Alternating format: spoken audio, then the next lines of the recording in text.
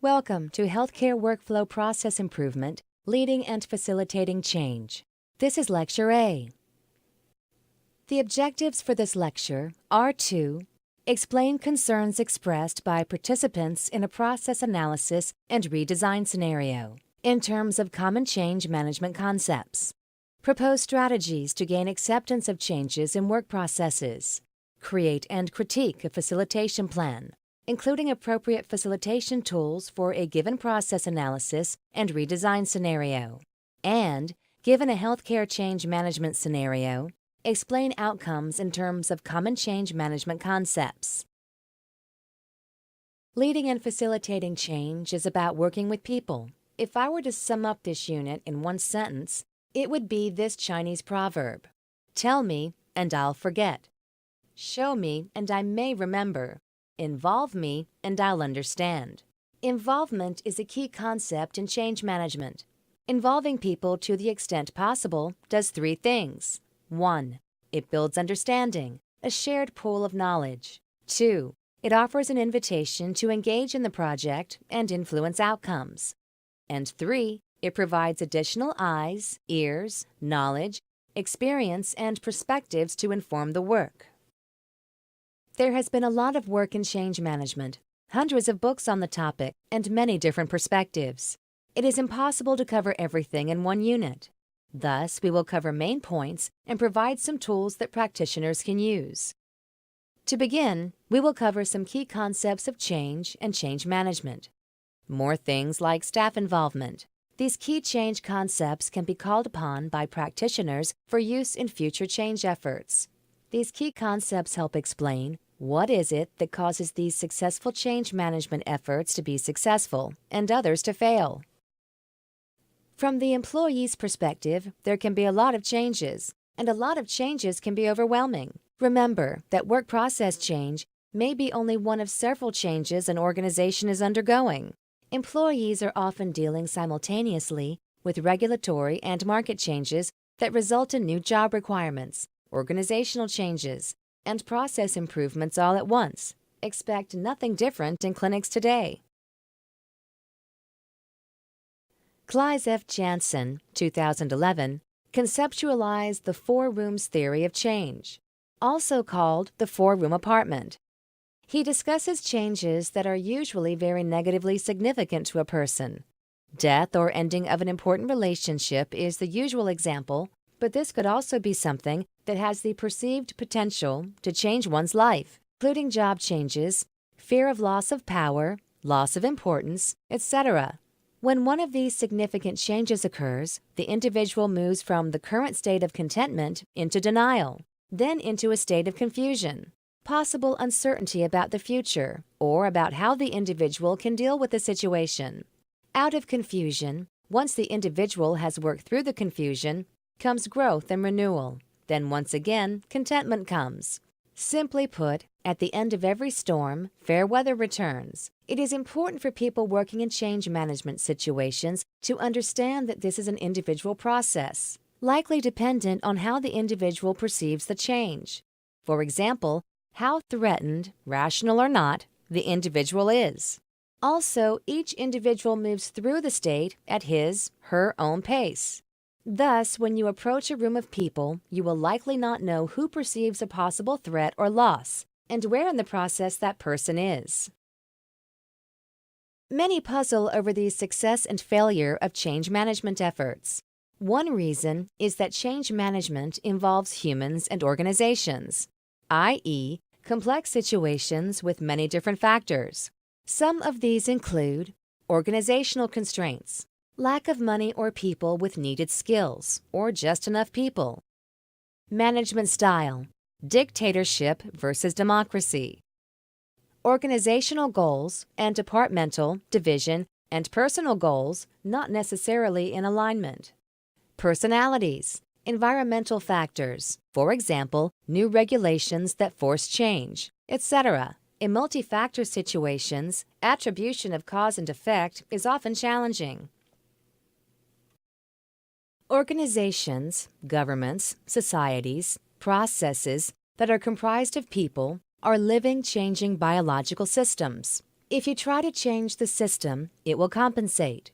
The behavior of the system and individuals in it is likely dependent on the organizational culture and level of trust in leadership and trust in colleagues. Mechanistic tools like quantitative measurement, science, and engineering are valuable in providing information for better decision-making and managing, and must be used in the context of an understanding of the natural system. However, such reductionist treatment rarely explains the whole. Change happens through individual choice and freedom, not through top-down control or coercion.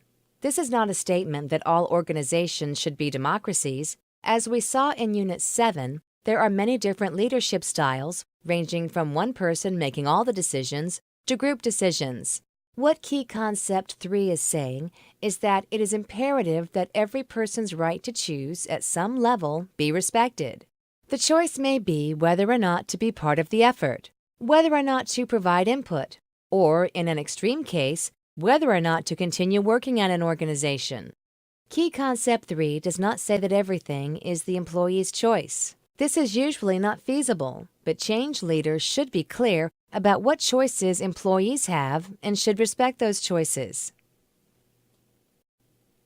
John Gall, MD, in his 1978 book, Systemantics, said it most insightfully: systems run best when designed to run downhill.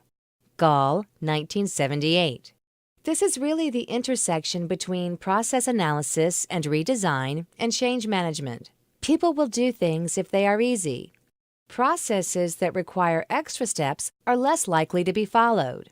For example, asking staff to manually write down or note each hypertension patient for a quality improvement project is hard, versus pulling the list from the data that are captured during the visit, which is easy. If it adds extra steps, it is a problem. I have a great example of systems running, or not, downhill. I lived in a loft in an old warehouse. There was a garden area encased in old railroad ties between the parking lot and the door. There was one place where everyone cut through the garden, and it created an ugly area where nothing grew. Some insightful person bought some stepping stones and put them in the path. The garden was no longer an obstacle between the car and the door. It became a beautiful addition to our building, and people automatically used the path. The person who added the stones was very insightful. Where others would have put up signs or fences, the stone putter found a way for the people and the garden to happily coexist. Another great example of this principle is in the movie Out of Africa. The 1985 movie, starring Meryl Streep and Robert Redford, set in early 1900s Kenya. The Baroness, played by Meryl Streep, is trying to start a coffee plantation in Kenya in the early 1900s. She directs the natives to reroute a river. They plead with her, explaining that it won't work, that the river will have her way in the end. But she does not listen. Toward the end of the movie, a storm comes and washes the dam out. Process design and change management is similar, in that the designer has to work with and listen to people in the facility, and combine their information with best practice to find the downhill way. Change starts with a deeply meaningful purpose. Which of the following would you rather be a part of? Getting a system in production, implementing a system so your practice would get the meaningful use incentives, or using health IT to improve the health or your patients? My guess is the latter, because it is a purpose that is easy to engage with on a personal level. Improving human health is deeply meaningful work to many people. Make and keep the gap between as is and to be visible, and talk about it at every opportunity. Making gaps visible maintains a creative tension, as Peter Senge calls it, that motivates forward progress. In the fifth discipline, Field Book, Senge et al. Liken holding this creative tension to holding a rubber band stretched between two hands, one representing the current reality and the other representing the envisioned state. Reading from a passage from the Fifth Discipline Field Book by Peter Senge et al., people often have great difficulty talking about their visions, even when the visions are clear. Why? Because we are acutely aware of the gaps between our vision and reality. I would like to start my own company. but I don't have the capital, or I would like to pursue the profession that I really love, but I've got to make a living. These gaps can make a vision seem unrealistic or fanciful. They can discourage us or make us feel hopeless. But the gap between vision and current reality is also a source of energy. If there was no gap, there would be no need for any action to move toward the vision. Indeed, the gap is the source of creative energy. We call this gap creative tension. Imagine a rubber band stretched between your vision and current reality. When stretched, the rubber band creates tension, representing the tension between vision and current reality. What does tension seek? Resolution or release. There are only two possible ways for the tension to resolve itself: pull reality toward the vision or pull the vision toward reality. Which occurs will depend on whether we hold steady to the vision. Senge et al., 1994. We all have a natural trouble detector. If communications in your change efforts feel like a finger trap, i.e., you feel like you are selling the change or you are pulling others along against their will, stop. Block and Nolan, the authors of Stewardship, Flawless Consulting. Block and Nolan, 1999. And Block, the author of The Answer to How is Yes, Block 2002, say it best as, "It is an assault to try and change someone's mind. Minds change through individual choice, not through coercion or force." This is probably the most fundamental of the key change concepts, but also, unfortunately, it may be the hardest to learn and practice. A more tactical way to think about the don't pull concept is that people need to think through or reason through the reasons for and against change for themselves and come to an understanding of why change is needed. This is true for executives and for employees alike. It applies equally to anyone impacted by a change who is not directly involved in creating it. This should not be misconstrued as a statement that everyone needs to agree with a change. That may not be possible. It is a statement that everyone should have an opportunity to see the reasons for and against and the opportunity to think through them. A good question to ask people having difficulty with a change is, given this situation, what would you do? This is a small thought exercise to get you thinking about some of the key concepts so far. After these instructions, pause the slides and do the exercise. This should take you 5 minutes or so. First, think back to a time in your career, school, work, or volunteer service, when you woke up in the morning excited about coming to work. Think about your work situation at that time. List 3 things about your situation that made your job so engaging. When you are done, restart the slides, and we'll go over some common responses to this exercise. Pause the slides now. Common responses to the exercise include your own project, feeling of ownership. You were making the decisions, feeling of being in control, autonomy, and trust with co-workers. The bottom line is that many people enjoy having a project or responsibility, having the authority and resources needed to do the job, and making the decisions. The same is true for managers. They are people too, and naturally, they also think it's exciting to make all decisions. Sometimes they don't realize what they take away from employees when they do. The engagement gap is a key component in change management. Dick and Emily Axelrod present this well. Axelrod 2000. When initiating a change, many organizations select a team of the best and the brightest to go off and work on the needed change. To expedite the project, the team reports to a steering committee for the change project, and the steering committee reports to a main executive. The idea is that these employees represent all employees. There is usually some requirement for communication back to and for soliciting input from their home department. Time and time again, however, this process breaks down. The team stays engaged and has the benefit of owning the project.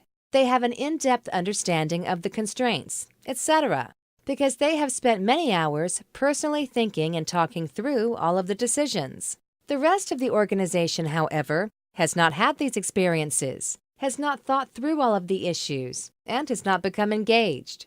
Often, the same phenomena happens with the steering committee or organizational leadership. When the results and recommendations are presented, the rest of the employees respond with shock and resistance. And organizational leadership often says, "This is not what we wanted." Employees don't trust what they haven't thought through, and leadership feels out of the loop. The Axelrods, 2000, in their book Terms of Engagement, call this an engagement gap. The only way to fix it is to give everyone the benefit of the thought process and the opportunity to influence. Change management is certainly not a court of law. The phrase, "tell the truth, the whole truth, and nothing but the truth," used in the United States court system, illustrates a key change concept: transparency. Simply put, people often fail to trust what they do not see or know.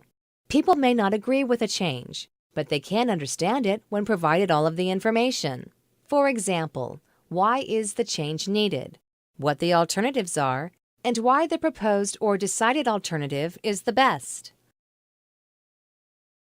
Pulling the key change concepts together, change happens best when individuals have deeply meaningful purpose, the opportunity to influence or otherwise exercise personal control or choice, transparency, and understanding. Change is primarily impacted by the individuals and organizations, culture and trust, and how the project is structured. If any of these things are out of kilter, it can undermine a change effort. If all of these are in place, a change effort has a good chance to succeed. Next, we will go over some planning tools and facilitation tools to help practitioners operationalize these principles. In Unit 7 of Healthcare Workflow Process Improvement, the student is provided strategies, tools, and aids for planning and conducting a decision-making meeting. Presented examples of agenda and tables for conducting a walkthrough of a process. And provided tools for documenting decisions made and actions identified in a decision-making meeting. In this lecture, additional strategies, tools, and aids for facilitating the change process and implementation of the streamlined process redesign are provided. We also review and provide additional perspectives for meeting facilitation. The facilitation plan may be created by the analyst or by an implementation or project manager. This F plan is the first gesture of transparency and the start of building trust. It outlines what will happen and how it will be managed. It is the social contract between the change leader and the people in an organization. The transparency displayed with the F plan is the change leader's first opportunity for input and feedback. As we go forward, we will discuss facilitation as Big F and use little f to demonstrate the differences of scope, intent, and effort. Often, as in this scenario, the process analysis and redesign specialist guides the practice staff as they do the analysis and redesign, rather than doing it themselves. This scenario assumes this approach. A mid-size internal medicine practice has decided to select, purchase, and implement an electronic medical record, EMR. They have hired you as a consultant for process analysis and redesign. Your agreement with the practice is that you will provide instruction, training, and oversight for members of their staff as they analyze their processes, redesign their processes around an EMR, and define the functionality that they need in an EMR. You have already had an initial meeting with practice leadership and have had a tour and met the 75-person staff. At your next meeting, you will present the facilitation plan and get the analysis and redesign started. Over the next several slides, we will look at Big F facilitation plan for the entire effort and a little f agenda for the initial meeting. The Big F is the plan for the entire effort. The way that I show a Big F is graphically and on one page, similar to the diagram above. The Big F communicates an overall timeline and work plan and, importantly, is best when in communication with the rest of the organization, i.e., staff and providers not directly involved in the effort, as well as leadership. The purpose is to 1. Get input on the overall plan, and 2. Make sure that the plan is communicated to everyone so they will know what to expect. Here, we have assumed that the work needed by the practice can be accomplished in 4 weeks. The time for different practices will vary. With 75 staff and additional providers and leadership, it will usually not be possible for everyone to be heavily involved in the effort. Here, we apply a 2-group plan similar to those described by the Axelrods. Group 1 is the team that will be doing the work. Group 2 is the rest of the organization. Group 1 will spend a significant portion of their time analyzing and redesigning the practice processes, usually 50% to full time. Group 2, the rest of the organization, must be kept up to date and engaged in the effort. In other words, Group 2 needs to be efficiently walked through the planned process and the results as those become ready, as well as the thought processes that produce them. Importantly, you and leadership will need to communicate how Group 1 was chosen. Some do this by invitation. For example, an email to everyone describing the commitment and what is needed, and inviting interested folks to step forward. If too many, sometimes the number that can be spared the effort will be randomly chosen. Others choose a team of the latter. Remember the engagement gap. This depends on leadership, on the amount of effort that can be afforded, talent available, and provider and staff interests. Usually, Group 1 includes a representative from each of the major roles, or at least someone familiar with them. The most important thing about the Big F is that it sets expectations for regular communication, so that as the team goes through the thought process, the rest of the organization and leadership goes through the process too. For a small 10-person practice, an elaborate plan like this is not necessary. The key criterion is that everyone is informed and has the opportunity to influence the project. The little f, facilitation for process inventory, occurs early in the process. It is needed to facilitate the team in creating a list of all of the major processes. It is usually used in an initial meeting, followed by someone creating the list or spreadsheet, followed by group review and revision. The product of the little f facilitation is a process inventory that can be provided at Walkthrough 1. Expect some revisions based on the broader review. Recall the importance of a detailed agenda for meeting facilitation as presented in Unit 7. Similarly, the little f Week 1 agenda should include an introduction to overall project, how the team was selected, what their charge is, the Big F plan, and timeline and scope. This agenda should also include context diagram, overview, review, and a group context diagram creation. It may be helpful to include exercises where the group will think, pair, share, perform sorting and grouping of recommended changes, and make assignments of processes inventory work and assignments for preparing for and conducting walkthroughs. Like Week 1, training needs to occur, but this time it is training about how to do a process diagram and analysis. Also, there is group work on an example process and opportunities for discussion and feedback. It is anticipated that clinic staff will go off on their own and complete the analysis for discussion at the next meeting. Like Weeks 1 and 2, training needs to occur, but this time it is training on common EHR functionality and on how to match functionality to clinic needs and analysis results. Also similar to Weeks 1 and 2, there is group work on an example process and opportunities for discussion and feedback. It is anticipated that clinic staff will go off on their own and complete the redesign for discussion at the next meeting. The walkthrough is a meeting with the broader organization, i.e., staff who are not on the team to keep them up to date about the project's progress and the team's current thinking. It is also an opportunity to keep all staff engaged and to get feedback on the plan. Thus, all participants should be encouraged to talk as much as the project team. For example, instead of presenting the context diagram, cut the shapes up and get the group to put it together. Pin the tail on the donkey, or have them take 5 minutes and individually draw one. Then shout out components. For process inventory, pass out the list, have people look at it for 5 minutes, and identify things missed. There should be a walkthrough every time the team finishes a major project. Don't forget about leadership. They need to be engaged as well.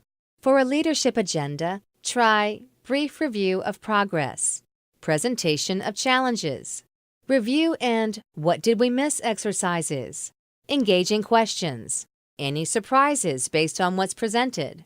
Get help strategizing about challenges. Leadership should have input into prioritizing processes for analysis and redesign. During the project, you should keep a list of things that leadership should decide or have input into.